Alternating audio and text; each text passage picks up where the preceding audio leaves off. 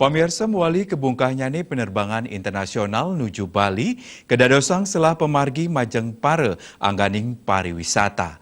Napi malih Bali dahat nganelang ekonomi saking widang pariwisata. Kahanan puniki talar kesangra becik oleh para pengrajin patung.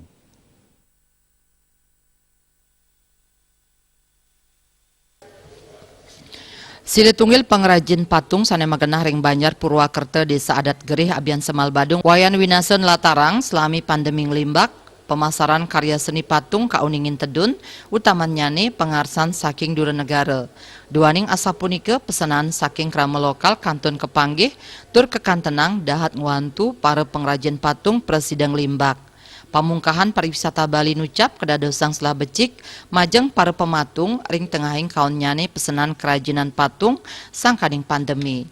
Wayan winasa ngawawain akeh pesanan saking dura negara sane kantun kagenahang ring jeron dane. Kerajinan pot sani maukir selami puniki akeh ngedautin manah krama saking dura negara mina kadi Amerika, India, Jepang, miwah Australia. Ringgalah pungkuran winasa ngaptiang pariwisata Bali Presiden Mualing Limbak santukan sektor pariwisata dahat keandelang ring sajeroning nangyang perekonomian krama Bali. Semenjak pandemi ini kalau pengiriman keluar ekspor maksud saya itu mengurang karena mungkin kargonya untuk berangkat ke itu terlalu mahal biayanya.